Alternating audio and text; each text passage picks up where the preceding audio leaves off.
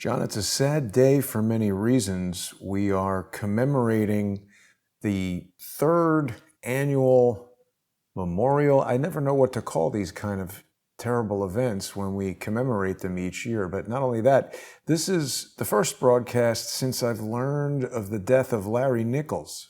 And I know he doesn't really have Oh anything to God, do. Oh, I might not have told you. Yeah, he doesn't really have anything to do no. with Vegas, but I want to let people know. And Oh God, somewhere I hope Larry that's is horrible. watching us right now. Yeah, it was really upsetting because I And spoke to him on Saturday and I couldn't believe how good he sounded. And he died Sunday.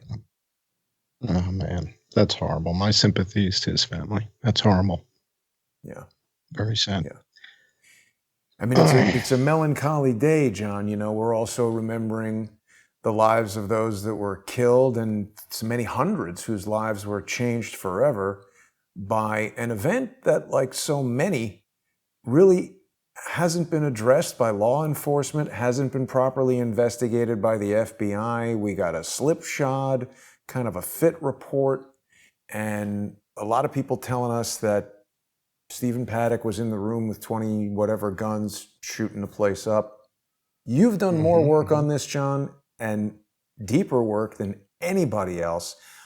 There's a lot of people who have come to the show and learned about you really as a result of your investigation into coronavirus and the numbers and statistics and details that are put out by the various public health organizations. But initially, you got started investigating the Las Vegas shooting. Can you give us just the sort of brief overview of how you got into it, what you've discovered for the people who are maybe watching and aren't familiar with the Las Vegas work? Sure. So 3 years ago today, or 3 years ago Sunday night, um, I was in my office and just was, had my eye on Drudge Report as I was getting work done, and living in Thailand, the time zone difference between Thailand and Las Vegas was such that I think at the time, 10 p.m. was noon. And I'm just sitting at my desk doing work, and it's in the middle of the day. And all of a sudden, the stuff starts coming up on Drudge Report. And I check Facebook and I check Twitter, and all hell's breaking loose in Las Vegas. And it's 10 p.m. in Vegas. And as the attack goes on and Lombardo goes and starts to speak, I think he may have addressed the media for the first time at 12:30 or 1 a.m. or something like that. And by that time, it was, mid-afternoon in Thailand. And so I was riveted. I was watching the whole thing unfold at that point and had a TV in my office. And in fact, I took you to the office. Remember, we went to the Yeah. office? We went up the spiral staircase. So I'm sitting in there and I'm watching all this transpire. And when Joe Lombardo came out, I guess it was at 1:30 in the morning, and said, "We've got a lone gunman," I Right. was like, how the hell did you guys get up on the roofs of all those hotels that quick? How did you get up on the roof of the Excalibur and get up to the top of the Tropicana? I mean, you got up there that quick and checked everywhere for shells? You know there was no other shooter? How the hell did you guys figure that out in an hour? And I was kind of dumbfounded by that and, taken aback. And that was the beginning of my cognitive dissonance. And uh, I've said it before, I was a bit of an unwilling or, unwitting participant. I didn't sign up for this. I just happened to be watching at the time. And it didn't make sense to me. And my curiosity got the better of me. And lo and behold, here I am incognito 3 years later. Yeah. And it's funny, just at this moment, I happen to stop the cursor on one of these videos here that features Jake Morphonios. For people who missed that, at the time that I first became aware of you, John, it was because you had introduced evidence that was suggestive that there were objects hovering in the sky at heights and in locations over the city where helicopters are never allowed to fly, but they were behaving in a way that really only helicopters can. I mean, there's no other aircraft that we know of that can just hover a couple hundred feet in the air. And initially, this was poo-pooed by so many people who fancied themselves experts on the topic. Really, probably the biggest guy to try to crap in the punch bowl, both literally and figuratively, was Jake Morphonios. Now, I had invited Jake on the show because I was watching his YouTube channel at the time. I thought he was doing good investigative journalism. And in fact, I think he may have been up until a point. This is something I've been touching on in my new series about Robert David Steele's anti-speech strategy. It seems that someone who is extremely effective eventually gets approached to kind of join the other side, and this can either be a friendly invitation through money. I'm not suggesting that this happened to Jake Morphonios. I'm just saying I've seen this. They tried to do it to me. There's an offer first. It's the carrot and stick. If you decline the offer, then you get beaten with the stick. It's notable that Jake Morphonios was also sued, but the lawsuit never went forward. So I don't know what happened after that, but Jake was real adamant that there were no helicopters, that it was Stephen Paddock doing the shooting. In the years since that happened, police body camera footage has been released that reveals that the windows in Paddock's room were not even broken at the time that he was alleged to be dead. And there's a lot of problems. Yeah, that was Shepard Ambellis broke that a year ago today. In fact, 1 year ago today on the second anniversary was the first I ever appeared on camera. I hadn't shown my face, or whatever the hell you would call this, for 2 years. And the first time I ever did was a year ago today with you and Laura Loomer. Right. And we, compared notes, and Laura broke some really interesting aspects of the case about the women that had been registered to the room with Stephen Paddock. And I took, again, a lot of the times I would take a break from Laura or take a break from Shepard Ambellis and then run with it. So Shep broke the aspect that the window wasn't broken, and then I built on that, right? Laura broke the aspect that there were 3 women in the room with Stephen Paddock. I went and found out their first names. I think Laura was able to find out the last name of 1 or 2 of them. And then we started to see the tweets that were coming from one of the girls coming from, I guess she's in Australia or something. So there were a whole bunch of different aspects that we put together 2 years ago on this show, a year ago on this show with Laura. And we talked about that stuff. But tonight we're going to be breaking something that no one's ever seen. And this is an interview that I was fortunate enough to be able to do with someone who hasn't come forward for 3 years. It's a big deal. It is. Yeah, it's a real big deal. The other thing that we're doing tonight, John, this is a special presentation, and ordinarily you and I are doing a sponsor-exclusive show on Fridays. We will be back on tomorrow, getting back, I presume, to the coronavirus investigation, but people can see the show every Friday on subscribestar.com/IamJohnCullen, patreon.com/IamJohnCullen, and Subscribestar and Patreon/crowdsourcethetruth. It's super important that people sponsor these shows. I think everybody over time has started to realize what's happening. This is not about you and I trying to extract money from people. It is clear that if you come forward with information that doesn't comport with whatever it is that the people who control this type of information want the public to know about, you get the hammer. And that is being thrown off of Twitter, being thrown off of YouTube, getting strikes on Vimeo. So we basically look at Roger Stone. Look at Roger Stone. Look at Julian Assange. Look at Edward Snowden. When you show your face and you share your name, you become a target. And you just you just rose up out of the water recently. I mean, you've been dealing with lawsuits for 3 years, right? So if it's not, if they don't place you under arrest and put you in handcuffs, they figuratively do it with legal crap and handcuff you that way. And now we're dealing with more nonsense. So Yeah. We got the Emmys lawsuit. So they don't let up. yeah, It's lawfare, whether it's no. criminal or civil. And I mean, this is an important aspect. So we definitely rely on the viewer sponsors to keep this show going.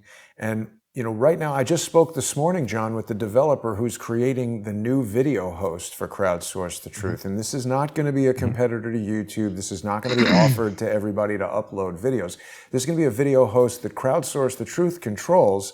And it's going to make sure that the sponsor exclusive shows that we put out with all the hosts will be safely delivered to people. And you can't just have a terms of service policy where if you question any kind of mass tragedy, you get a strike. I mean, that is a risk. Anytime even though we're presenting evidence, whether it's coronavirus or the Las Vegas shooting or 9/11, they literally have a policy that says you cannot question this stuff. It seems very un-American, very unscientific, and just bad.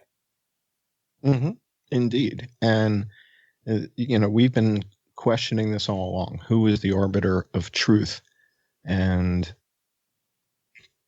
at Facebook, at Twitter, at YouTube, a lot of the employees are 26, 27, 28 years old. And we know that, they don't yet have fully adult formed brains, according to scientists, not according to me, according to scientists. So basically, we've got adolescents making decisions and editing the president and things like that. In fact, I heard that Hungary's president was kicked off of Twitter within the last 48. Yeah, the president of Hungary was kicked off of Twitter within the last 48 hours. That's wild. It's just out of control. Yeah, these guys are nuts. So, we talk about the Fifth Estate, and the Fifth Estate is supposed to be keeping the checks and balances, on the Fourth Estate and the Third Estate. And that's kind of, the role that we're supposed to be playing. I was very disappointed after the Las Vegas shooting. All of these quote unquote Fifth Estate characters, other than you and Shepard, were carrying on like, I don't want to name names, right? That wouldn't be nice. But I don't know, guys like, March for something or other. And, send us money and we can't do this without you. And Vegas isn't going away. Vegas isn't going away. And that's all I kept hearing. And I kept hearing this from a bunch of these characters, and these are, again, I don't want to name names, but you know who I'm talking about. It's like these guys that were all out there. And I guess Morphonius was one of them at the time. And like you, I had respect for Jake. I was watching his stuff and trying to post comments there. So, I thought he was legit too at one point. But I was disappointed. Nobody was really digging into this. And I kept watching the footage that kept showing up and saying, what the hell's going on? How is nobody doing this? And I had some time to work on it. So I did. And I poured myself into it and said, you know what? I have an opportunity here to really dig in.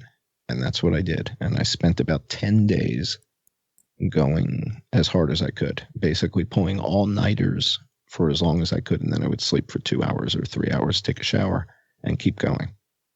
And I did that for 10 days until I just hit a wall.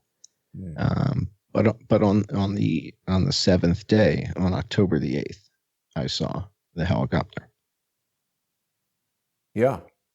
And again, at the time, it was a bit of a, obviously you had evidence, but it was a bit of a reach. And, the skepticism was well-founded. We're not saying that people can't question hypotheses. But the thing that's astounding, John, is that with every question, and there were things that you reconsidered, there were paths you went down that you realized were the wrong path. But what's happened now, 3 years later, is that this has been distilled down not just because of a couple of blinking lights in the sky, but research into the history of the Saudi Arabian royal family, the ongoing political turmoil within, the royal family politics, what seemed to be warring factions with Al Walid on one side and bin Salman on the other side. And I have to say, John, there's a legal term that I've become aware of called prima facie evidence. And that means the most convincing evidence available. This is basically the best evidence. And it remains that at that status until somebody comes along and presents better evidence, like just saying things about you, which was the approach that Jake Morphonios took. He tried to trap you, to try to convince the audience that you were somehow lying about being in Thailand.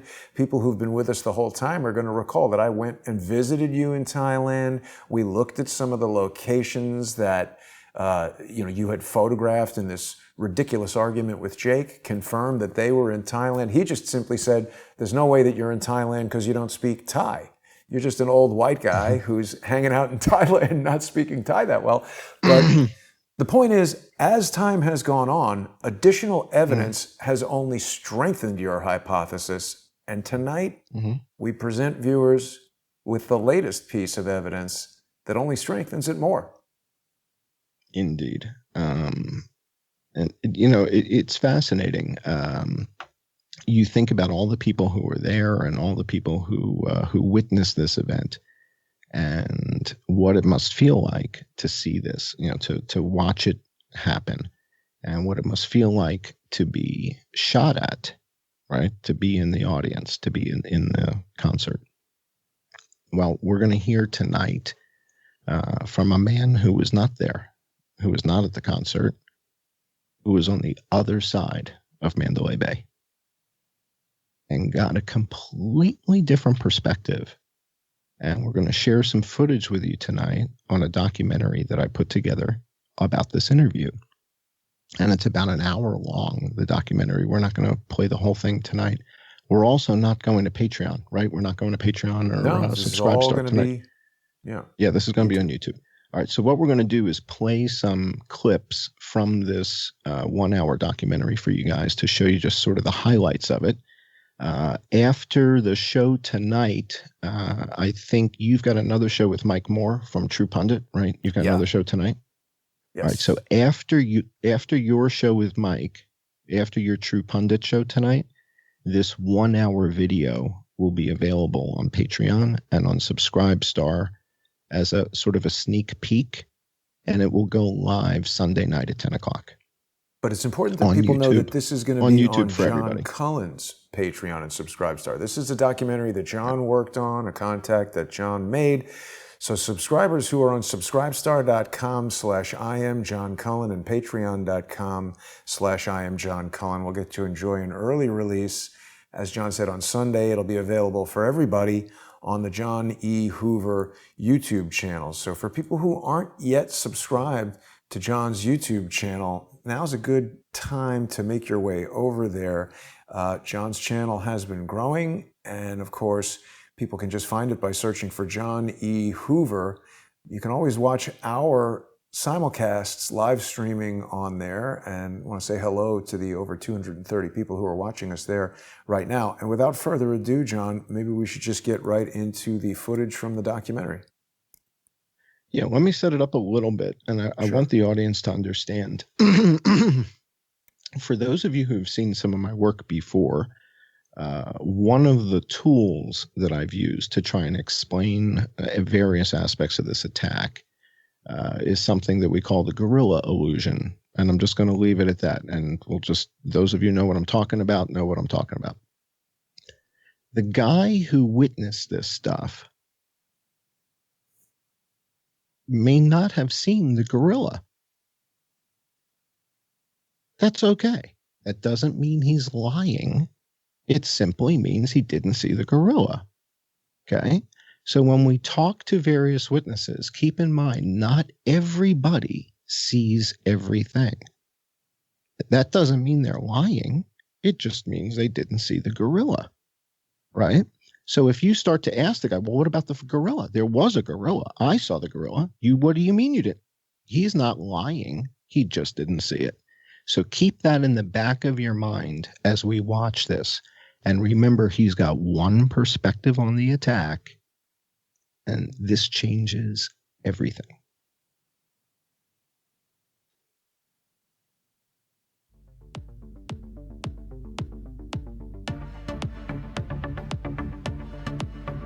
The music is all mine, by the way, so we don't have to worry about copyrights.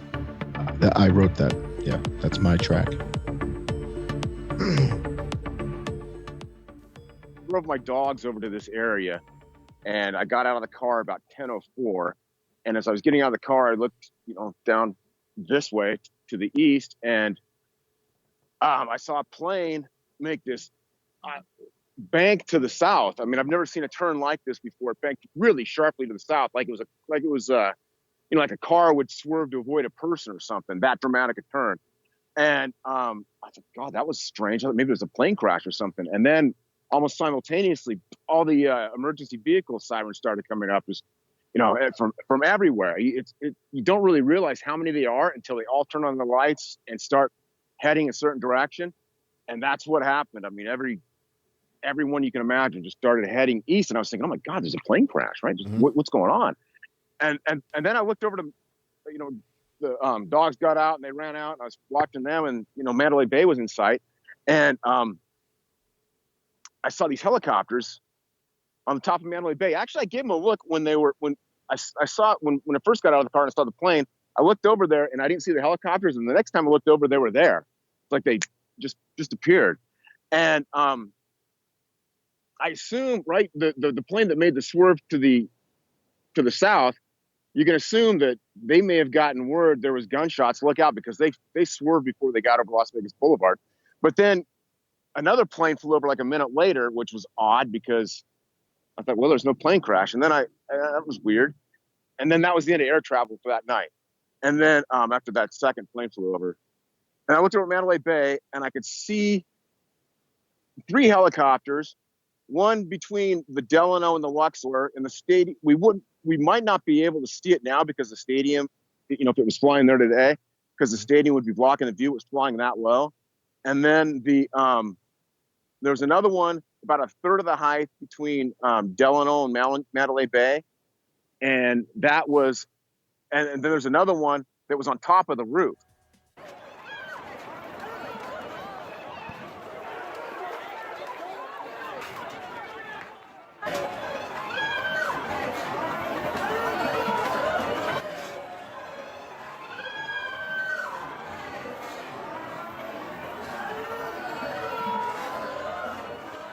And it had, I don't know, spotlight or something. It had something, so I could see shadows of people on the roof. What was it like when you were on the roof? Tell us about it. You can stop it here. Hit pause. Okay, well, I was doing my job. So, John, that's amazing because in addition to having this world-exclusive firsthand eyewitness testimony, this has crowdsourced the truth like rubber meeting the road. Because, correct me if I'm wrong, the guy giving you the eyewitness testimony, he's a viewer. He's not just a viewer, he's a patron. So he's been a supporting patron on Patreon. And 3 years later, he's like, look, what am I living for?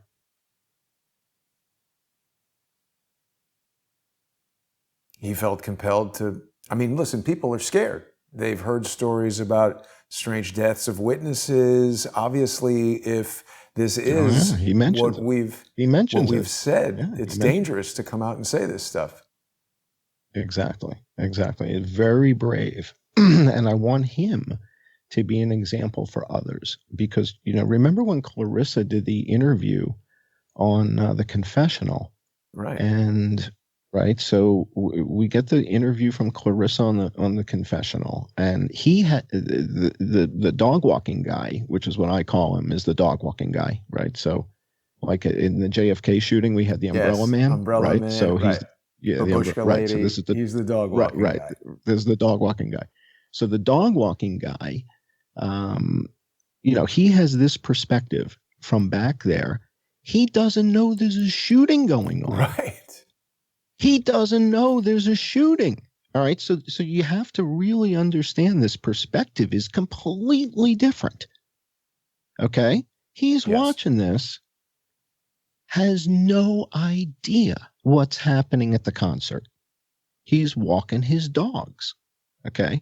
The other thing is, people who are watching this might say, well, wait a second, maybe this is just like a John Cohen fan who's coming forward and, singing from the hymnal.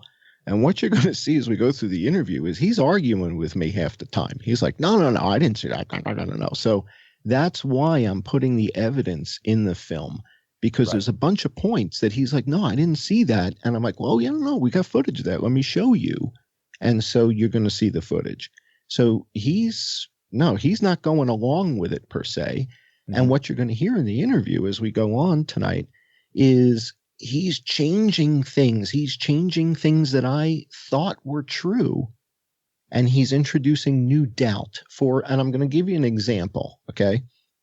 I thought all the attacking helicopters were AH-6Is because there were half a dozen of them sitting in Mesa getting ready to be shipped to Saudi Arabia, and they were just sitting there on the tarmac. But that doesn't mean that they couldn't be Apaches. I assumed, right? And this is part of the process. Part of the thing that I don't know what it is about me, I'm very comfortable admitting when I'm wrong and that, I got that part wrong, right? So if they weren't AH-6Is and they were Apaches, holy mackerel, that's even what would that mean? It's more horrifying. Full-on combat helicopters or Blackhawks. He's saying they didn't look as round as the AH-6Is. They looked more angular. So meaning they could have been Blackhawks. They could have been, yeah. So these are new angles to the story. That's what I mean. This changes everything. His account of this, he doesn't know there's gunfire, so he's just watching. And as we go on in this interview, I want you to jump forward, if you would, to let's see, let's go to 708. Oh, you don't want the second cue point? Let's go to 708. Okay. Jump ahead to 708. So real quick, before we play the next segment, we've got one question that's persistently coming up here in the chat. People are saying, wouldn't helicopters be loud and wouldn't you hear them? And that occurred to me as well. But even when I was in Las Vegas, after the shooting and looked up at the sky, you can observe a number of helicopters up there and you really don't hear them as much as you might anticipate you would. I guess because the nature of the way a city is laid out with buildings and how the sound from a helicopter, there's traffic all around you. There's a kind of a lot of noise, even when it doesn't seem like it. And I did not hear helicopters, not to mention, there's so much screaming and, you've heard helicopters in some footage, haven't you, John? Turns out that some of what I thought was helicopters was some sort of glitch in a Wi-Fi camera, right, or a GoPro camera having to do with Wi-Fi. So that we throw that out. Do we hear helicopters? We might. However, if we're dealing with military helicopters, they've got 6 rotors on top. They're made to be silent. And when the CIA built this particular model, it was called the silent one. It was used to sneak into Vietnam and clip the wires. So it was called the silent one. So they're designed to be quiet. Yeah. And that was 60 years ago. So with today's technology, they could be real quiet. Now, the police helicopter makes a racket. The police helicopter is noisy as all hell. But these attack helicopters are not, right? And we're going to hear more about that. So why don't we play this clip from 708 and here he's going to talk a little bit. Yeah, exactly. Just real quick, I wanted to show this because this particular helicopter, if they did use AH-6I, and this is just from February of this year, it looks like Boeing won the rights to the patent. They're not showing the right version of the bird right here, but there is a version of the AH-6I called the NOTAR that has no tail rotor, and it uses a jet of exhaust gas from the engine rather than the conventional tail rotor to, control and stabilize the aircraft. And that also contributes to its quiet operation. Yeah. Now, Lynn Tilton is no longer with McDonnell Douglas Helicopter. She had to sell it. I wonder and we did a how show that came about. We did a show. Yeah, we did a show on her and McDonnell Douglas, and she's no longer there. They had to declare bankruptcy or something or other. Really? So that's a whole other story. We'll have to dig into that. As Bishop Gators would say, it's another story for another day. Indeed. But assume that these helicopters are more quiet than you think. Yeah. And that the sound of people screaming and the sound of the gunfire is kind of drowning it out. And the helicopters are, they're not necessarily right on top of everybody, right? Right. And remember, when you're in shock, you you're see not them necessarily and you dialed see them on in. film. Right. Yeah. You see them on film. These are not seagulls wearing headlamps, right? These are not flying frogs, right? These are helicopters, right? So you see them. Just because you can't hear them doesn't mean they're not there. Right. You see them, right? I mean, you see jet planes also. You don't hear them necessarily all the time, but they're there. Right. So why don't we continue? Yeah. Oh, people keep asking about the Eminem video, and that Eminem did a video called Darkness. I'm well aware of Eminem's video called Darkness, and I made 3 videos, by the way, to contest his Darkness video. 2 of them you need to sign in for because you have to be 18, because I use some colorful language, I guess. Yes. And then 1 of them anybody can watch. But yes, I'm well aware of Darkness, and I made 3 videos to counter Darkness. So go to the Johnny Hoover channel and you'll find out what I think of Eminem's Darkness video. I think he's confused. The one that was like a third of the height of the buildings was looking out this way. So I didn't see that one fire, in these volleys, but it was looking out like it was playing defense. And these were helicopters that looked like they were black, looked like Apaches, definitely looked like fighter helicopters. They had just dim white lights on the tail and the front and the nose there, and this very as dim as they could probably legally be. I mean, but you could still see them. And it's pretty well illuminated out there.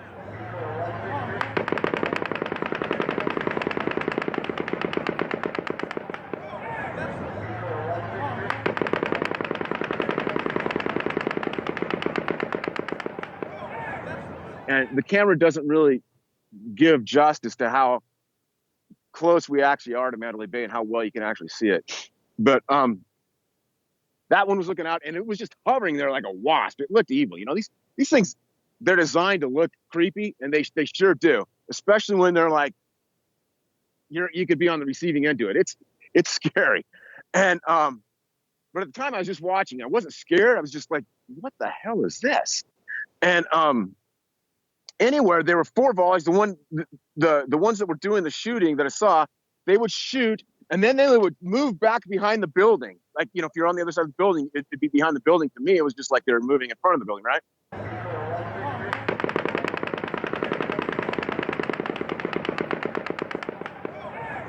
And they would move to the building like they're ducking, and then they came back out again. A while later, came back out and did another volley. Keep your head down. Keep your head down. We'll know it. The one by the Luxor did another volley. And this lasted, I don't know, 3-4 minutes or so.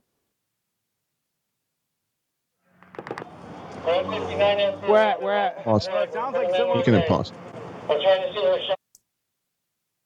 Okay. So there's a whole bunch of footage that kind of backs up what dog walking guy is saying, right? So we saw a whole ton of footage where the cops keep thinking the shots are coming from Luxor, and he's standing there telling you, no, they're flying around the Luxor and they're coming up and they're higher and whatever. And now it's like we've got this, the corroboration of what we saw in the body cam footage. We now have corroborated again from somebody who wasn't being shot at. He still doesn't know that people were being, we're going to get to the part where he's not even sure, like, are they making a movie? Like, what the hell's going on here? John, this point makes him a better witness because he's not under duress. He's not there getting shot at. It's another reason why you might not hear helicopters. As soon as bullets start flying your way, I don't think you're paying attention to too much other than get the hell out of there. What time code are you at right now? And I'll tell you if we want to go. Do we want to go 10:58 or 12:31? This is at 9 minutes and something. Now, just real quick, Chrissy Maga says her daughter was shot in Vegas. And this would explain why the sound of helicopters bothers her now. Yeah. Chrissy, if you want to come on the show or with your daughter, we would love to talk to you a little bit about where she was and how she got shot and all that, because it's there is no evidence that ties the weapons in the room to the bullet that hit your daughter. The FBI never did that testing, and they never presented that evidence.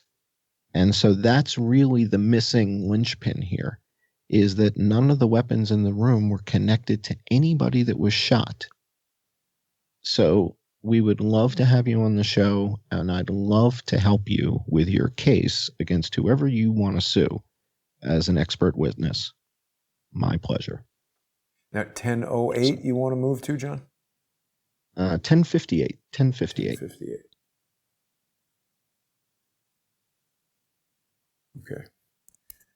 Ready to go on that? Yeah. Here we go.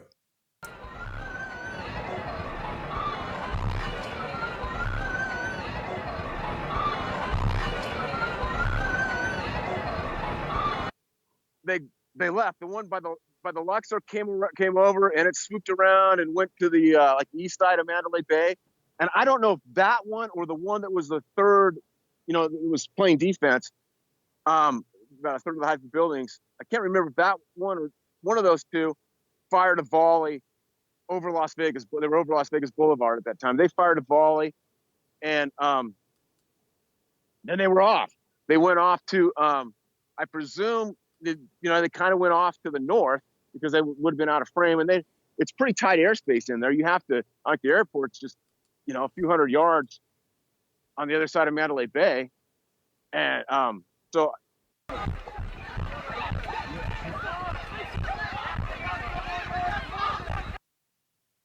Whoop.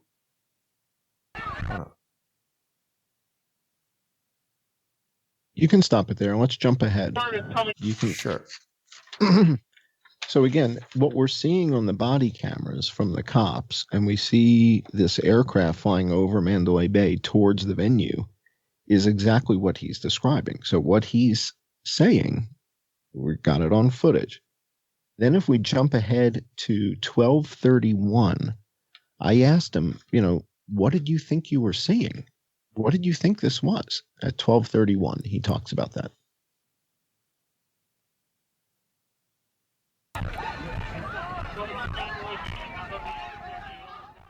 What did you think you were saying? Did you that they rent helicopters to go and shoot in the desert. You know about that. You're a local.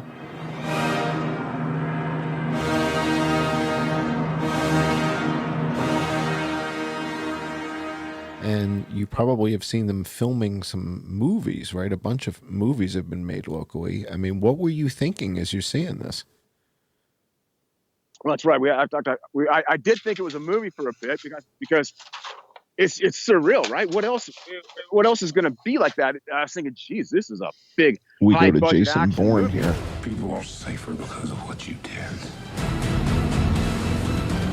So the Jason Bourne movie was filmed in Vegas. This is the 2016 film Jason Bourne, and they filmed this in Vegas, and they made a mess of the place, right? They tore up Vegas Boulevard, but they do it like at 4 in the morning, right? Then I thought no studio is gonna, not even the biggest studios are not gonna try to achieve this kind of realism, where you have the police coming full speed down the 215, 20 miles away, and everybody. That's just not realistic for a movie. There is a bit of a detached feeling at that time because you're like, I didn't hear it. See, I didn't hear the gunfire, and I couldn't hear the helicopters, which is actually a clue that these could be attack helicopters, because you could hear Metro from the police helicopters from 2 miles away. I could probably hear them. If they were over there, I could probably hear them from here because they're so loud. But these were quiet. And I think Metro only has 2 helicopters, and there were 3 of these. Wow, that's a good detail. Metro only has 2.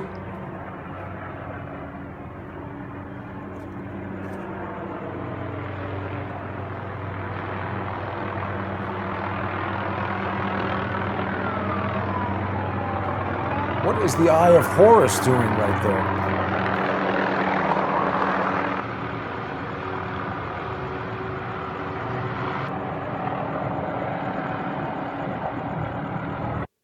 And like Metro, when they're out, they're well lit, and the tour helicopters, they have red lights, green lights, well lit. There you can see them easily. These were, just those dim lights.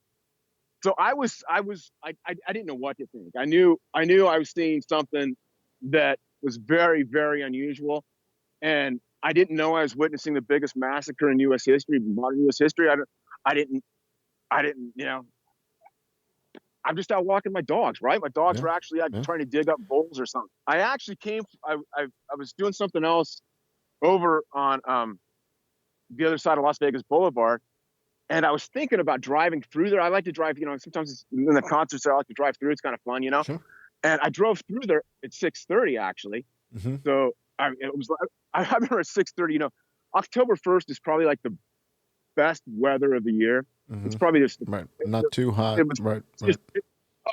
It's just perfect on October 1st, and so it's there were girls walking around like wearing next to nothing, and I remember seeing these cops were like on their motorcycle. Girls were coming up wanting to get pictures with them, being all snuggly with them. I'm thinking, God, these guys have got the life. They're getting paid overtime for this, right?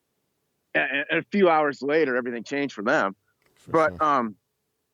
Tell me more about that first helicopter when you said it looked like a ball of fire was falling off the side of it. Where was it when that happened? Was that in between Mandalay and Delano? It was, yeah. And they flew.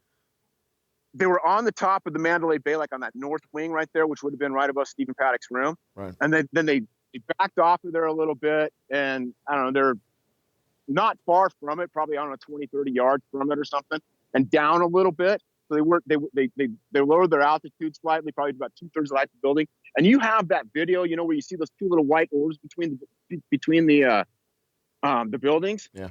Those helicopters, because they stood in that position for a while. I don't know what they were doing, but they stayed there for, I don't know, 30 seconds, a minute or so. And you have video where they captured that. And then you also have the other one on the video I saw recently, which is, are these the real shooters? Like 4 minutes, 12 seconds long or something. And like 3:23 in that video, you can see, you show them, you have them like where they're on scene. Because I remember I made a comment, said, no, those helicopters are flying higher than the tour helicopters that come in. Right.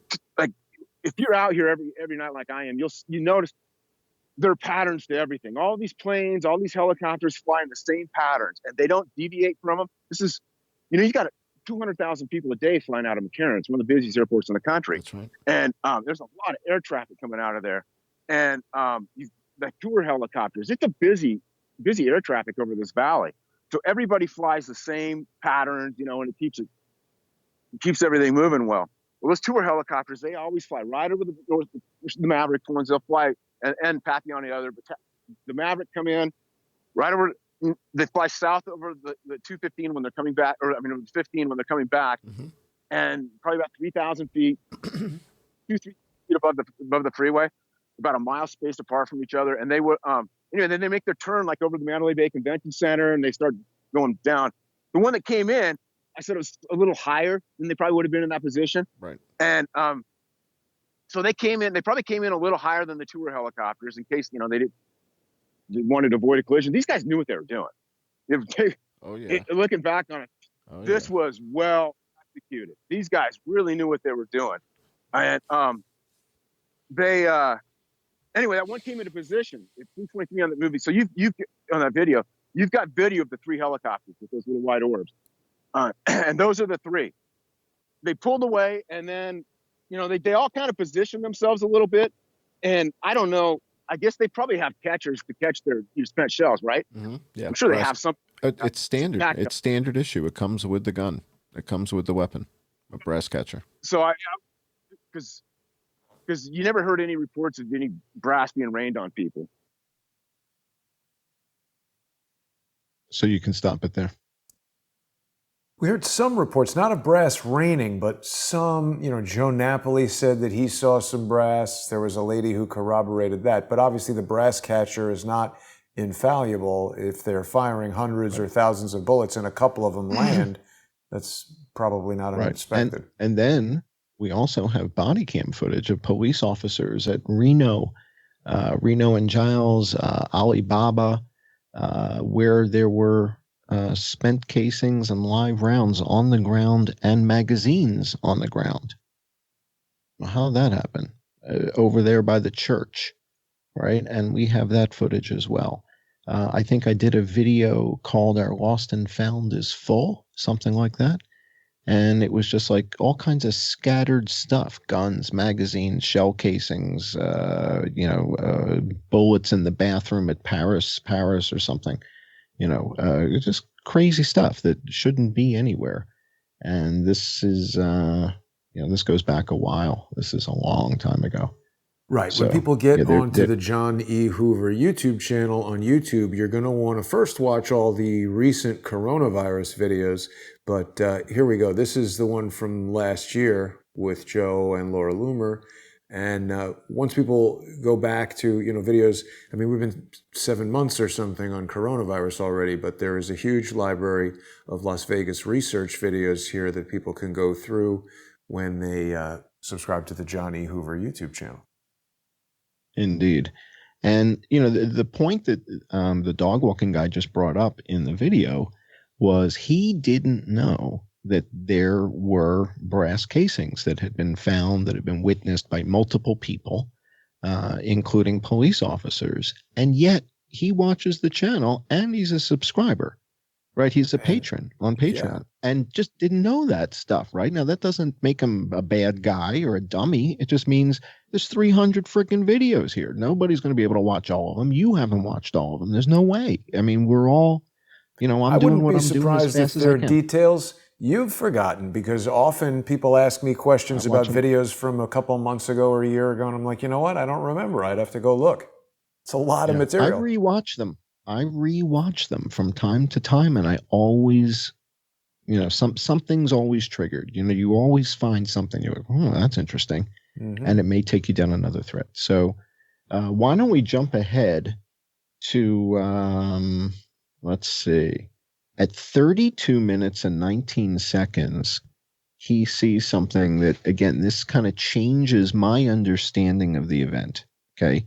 One of the big things early on was that when you went to Las Vegas with Jake Morphonius, Jake, I guess you guys went to visit Maverick Helicopters, right? Well, just to be clear, I went to Vegas by myself and ran into him there. But then when I said I'm going over to Maverick, he wanted to join me and he had a rental car. So I said, sure, let's go. And he was very quick to post his story about Maverick Helicopters immediately, which at the time I was extremely annoyed by, since it was my idea and I sort of led us there. But I just sort of chalked it up to, all right, competitive journalism, whatever. Could have been that he wanted to get his story out first to control the bias, set the stake in the ground kind of thing. Yeah, well, get ahead of the story, right? We know how important anchoring bias is, right? Anchoring bias. So getting ahead of the story is key. And, we know that. And, the irony is, if you look at the show that we just did 2 weeks ago with the guys from UK Column, and how awesome a show it was, how well received that show was from everybody's audience, our audience, your audience, his audience, everybody. It was fantastic. That's what we were hoping was going to happen with Jake. Went the other way. Yeah, I'll say. I mean, but kind of crazy. I mean, we did a show with Paladin where we were comparing notes and digging into the autopsies, right? Remember we did that thing with Paladin and we were looking at the angles on the headshots, and it was really cooperative work, right? We were really digging into it, and he's good at that stuff. He was good at that autopsy stuff.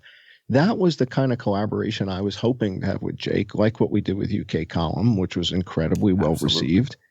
And it was a disaster. And I think everybody was like, what the hell is this? This is kind of crazy. But the thing was, in that argument that, disguised as a show, he mentioned that 4 helicopters left Maverick. And he kept accusing me of not being a professional investigator. Well, now I'm a professional investigator because I make a little bit of money doing this now through Patreon and Subscribestar. But so now I am a professional. But my joke back was, I may not be a professional investigator, but I'm pretty good at counting to 7, because there's 7 helicopters leaving Maverick, not 4. And when you went to Flight Radar, you see 7 helicopters leaving.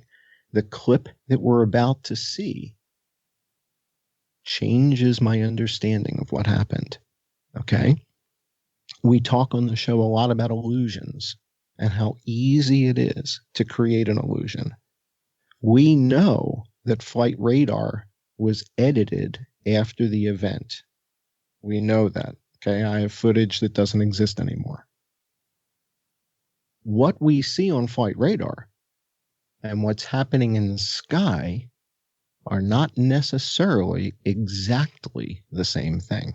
Mm-hmm. So let's play this clip and see what we can learn here to open our eyes to what might have actually been happening that night, because this is different than anything I've ever heard, and it's changed my entire perspective on this. So why don't we roll this clip at 32:19. 5, I saw this convoy of helicopters start off like they went, followed over the 95, and I could see them when they got, like over the 15, they went over the 95 and spaced about half a mile apart, which is a lot tighter than these things usually fly.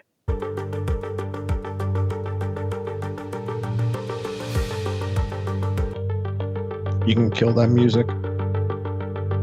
I don't mind. It'll just be a copyright warning. You Right, can or do jump they take- ahead And to they went 30. over the 95, and then they went south over Rainbow, took a left turn at Rainbow, and flew down Rainbow. And the first two were Maverick 2 helicopters, and they flew over the 215 and took a left, between the 215 and Warm Springs, and went back to McCarran. The third was one of these attack helicopters, one of the killers, and it was about 2/3 the size of the Maverick 2 helicopters, if that tells you anything. And they went to the right. They took a right and went to the southwest, like they would have gone over the Walmart parking lot there at 215 and Rainbow.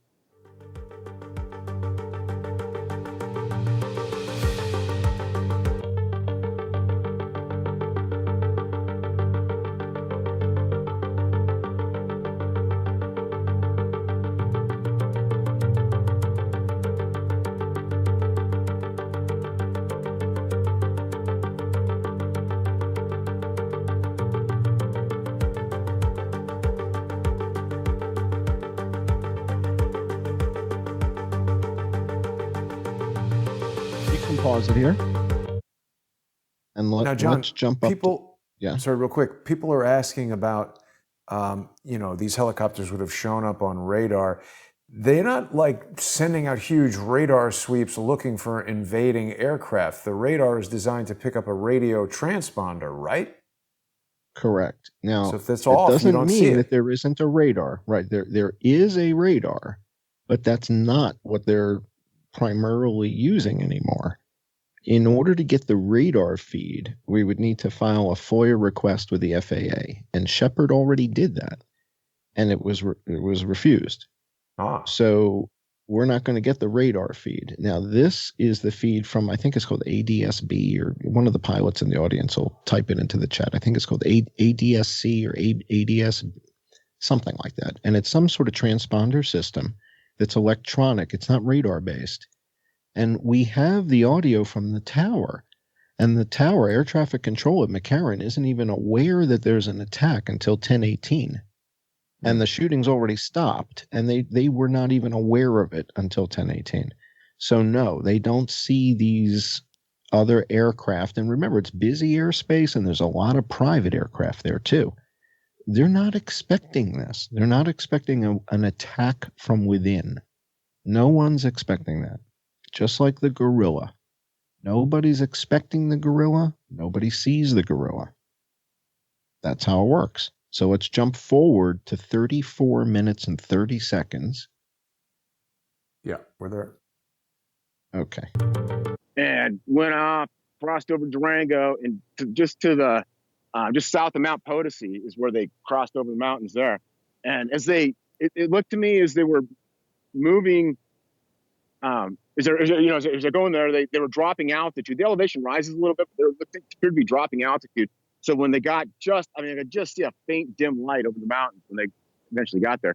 But they were almost at the crest of those mountains. Like they weren't giving themselves much space to get over the mountains, And anyway, so that was the third helicopter. There's a couple more tour all the rest of the tour helicopters made the same turn to the left. Number 7 was another attack helicopter. It did the same thing. And number 13, believe there's 17 total of those helicopters in that convoy. It took about 10 minutes for this thing to go through. 17 how they got away. helicopters. 17 helicopters. I'm pretty sure it's 17. And they, so what they did, I mean, this just infuriates me when, looking back at it, right? I'm trying to be calm and give you a, calm recollection of this, but this is a highly charged event for me. Of course. And so Eric,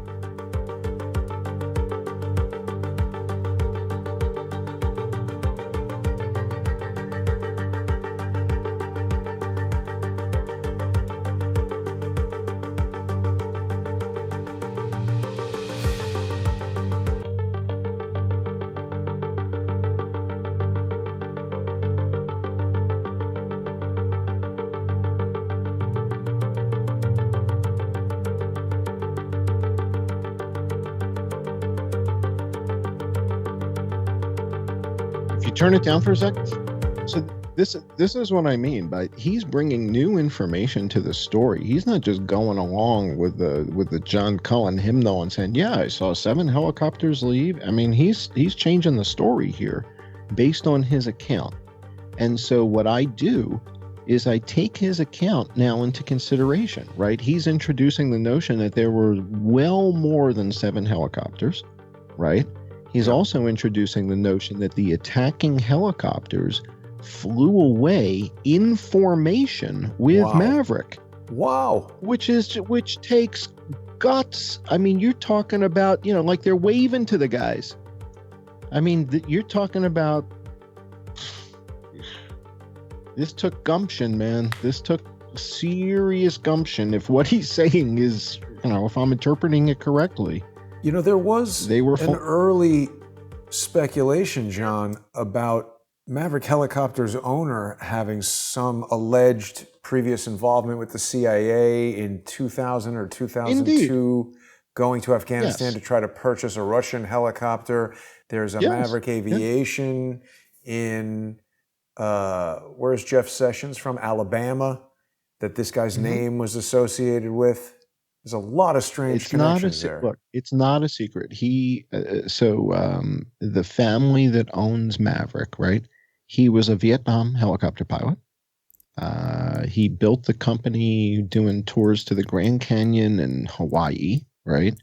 And they just kept buying helicopters and buying helicopters. And when the government needed help getting some of these big helicopters out of Afghanistan, they asked him to help out. Again, that doesn't make this guy a bad guy for helping his government that he used to work for as a helicopter pilot. So he's a big guy in Vegas, right? The company owns 50 helicopters that are $3.5 million a piece. I think what they did at Maverick that night was the most heroic thing ever. And I think the pilots that work at Maverick are absolute heroes. And they took somebody out of harm's way that night because there was no reason for them to depart at 10:12 p.m. while there was still gunfire. Why would you do that? The aircraft had just landed at Sundance at 10:05. And at 10:05, the people got off that aircraft at Sundance and were panic-stricken. We did videos on that where we have interviews with the people that just got off the helicopters at Sundance. They were panic-stricken, like they just flew into a war zone. And yet, 7 minutes later, Maverick is departing with what we see on flight radar appears to be 7 helicopters. Jake Morphonius counts 4, but our eyewitness says it appears there were a total of 17, but a number of those were also bad guys, right? So the question then is, well, how many of those aircraft came from Maverick? We can account for 7 of them. Were there more that left Maverick that had no transponders on? They never turned on the transponder. Absolutely, that's a possibility. And if that happened, we would not know that there were 3, 4, 5 more helicopters in that formation if there were additional Maverick helicopters that never turned on their transponders. So it's a fascinating aspect of the story that he's introducing here that we'd never considered before. Why don't we jump ahead to 4353? 4353.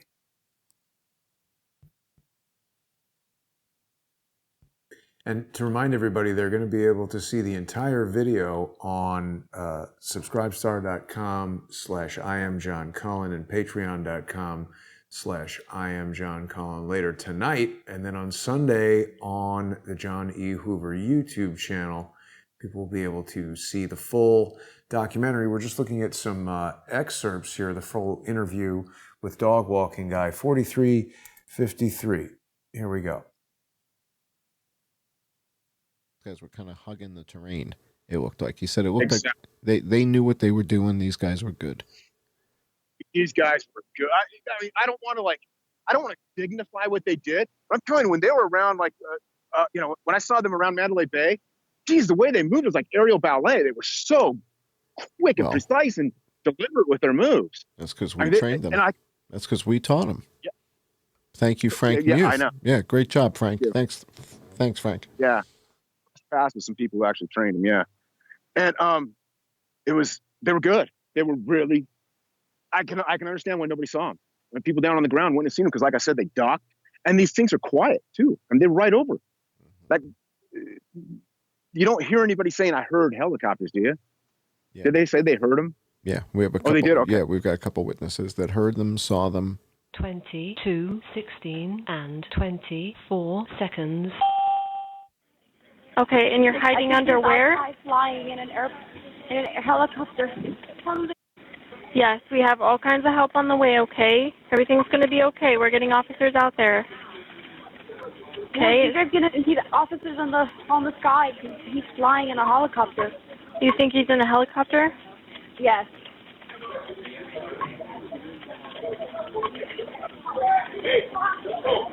He's in a helicopter.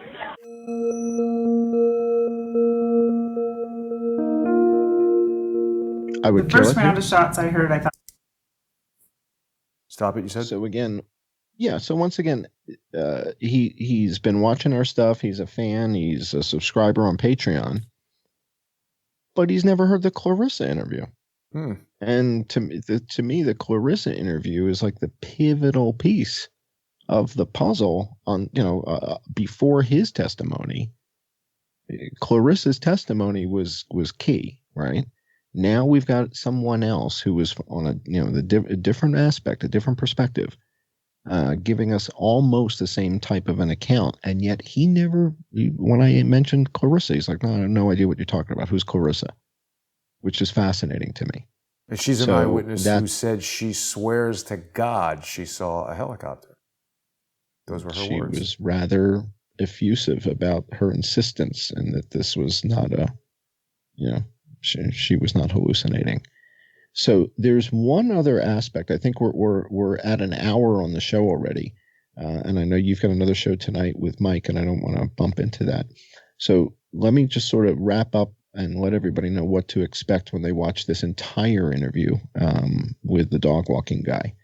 At the end of the interview, he shares something that is absolutely earth-shattering. Now, it's secondhand, but it is earth-shattering, all right? And that's at the end of the interview. And I want to save that for people who decide that they, want to come and join Patreon or Subscribestar and become a patron. I want to leave something for them so that they feel like they kind of got their money worth. So Sunday night at 10 p.m., this whole YouTube video will go live. I think it's an hour and 10 minutes. So everybody will be able to see it Sunday at 10 p.m. And tonight, October 1st at 10 p.m., it'll get released on Patreon and Subscribestar for my patrons. And there'll be like a promo video. I'm putting out like a 10-minute promo tonight at 10 o'clock also. And I didn't want people watching this when you were doing the thing with Michael Moore. So it'll be when your show ends with Michael Moore, it goes live. Great. People will be able to see that's more the story tonight at 8. All right. Well, John, I mean, as usual, absolutely incredible work. I think people's minds are blown. I will say I agree with the chat. I miss the old music. No offense to your composition skills, but that was your signature sound. Now that we're totally demonetized anyway, you might as well bring the old song back. But I think I'll tell everybody the story. There's a story behind why I don't use the song, and it's not just a demonetization. It came from a certain company, and the name and title of the song and the name of the artist changed.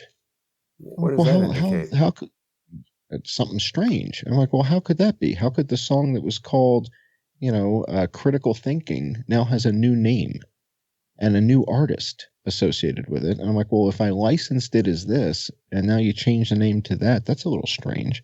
So I said, I don't want to be associated with you guys anymore. And they're based in Sweden. You don't think of weird stuff coming out of Sweden, but that's why I don't use that anymore. They were changing some of the licensing and changing the names and the name of the artist. It was bizarre. It was like, I still like that song.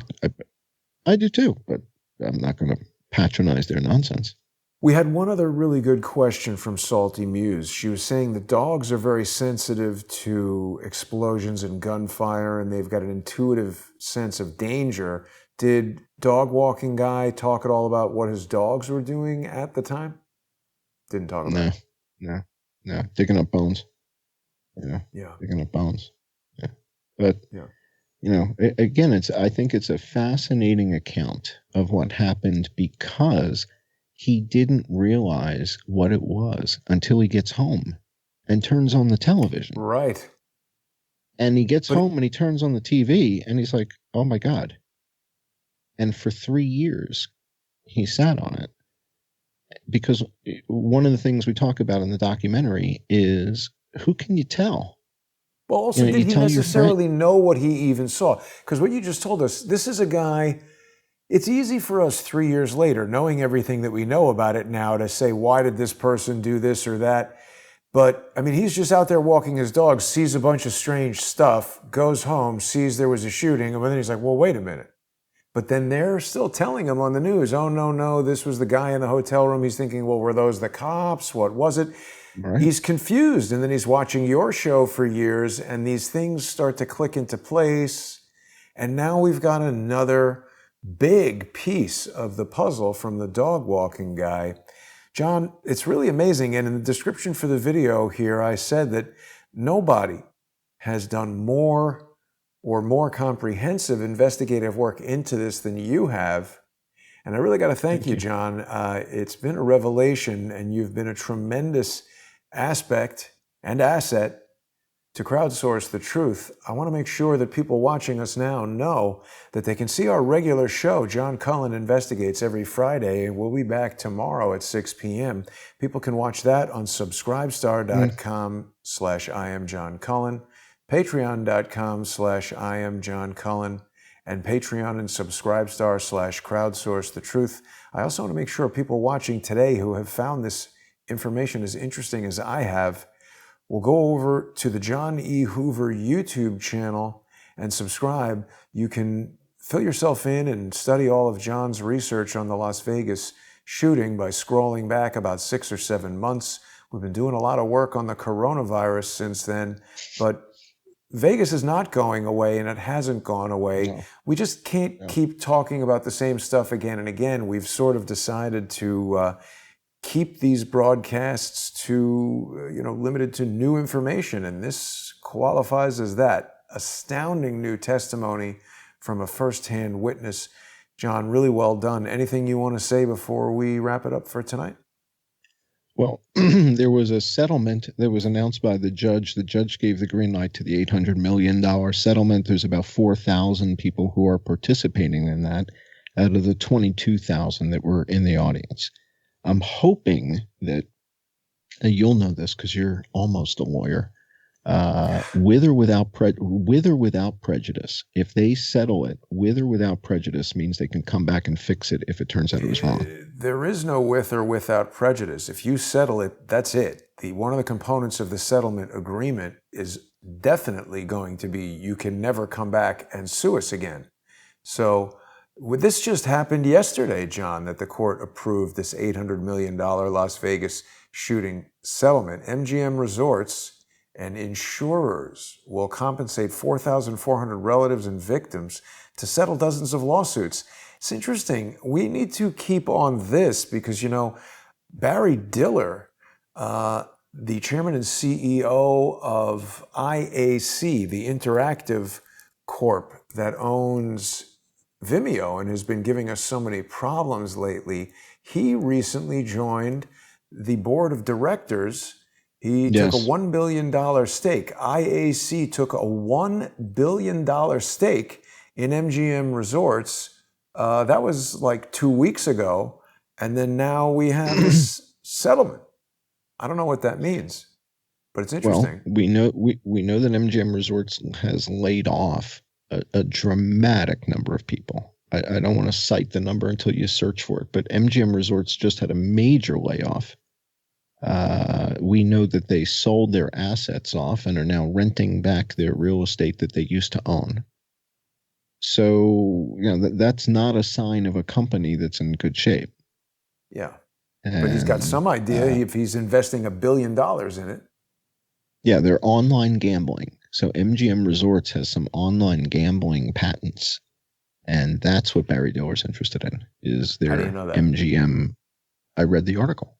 I I agree. That makes sense. I think I read that somewhere also. So thank you for, maybe we read the same article, but I agree. It's also interesting to note viewers of David Hawkins' Discovery CSI will recall that Howard Lutnick, the CEO of Cantor Fitzgerald, also holds quite a few patents in real-time interactive wagering on event outcomes.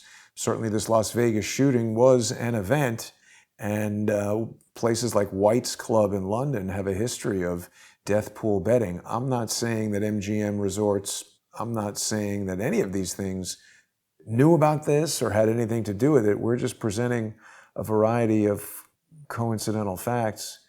But we're going to keep looking at this, John. I have a feeling that we're at a point where the Las Vegas investigation is going into some different directions now.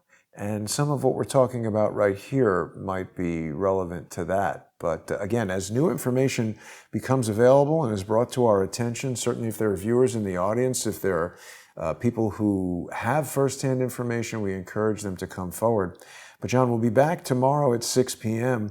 I want to thank all of the generous Patreon and Subscribestar sponsors who make this show possible. I can't bring you amazing guests like John Cullen and his fantastic research without your support. It's the first of the month, so it's a great time to subscribe. People can sponsor Crowdsource the Truth at subscribestar.com/crowdsourcethetruth or patreon.com/crowdsourcethetruth. And we've just started adding annual subscriptions so you can save money and get a great deal. People can sponsor John Cullen at subscribestar.com/IamJohnCullen and patreon.com/IamJohnCullen. I'll be back in about 45 minutes. Thanks for watching, everybody.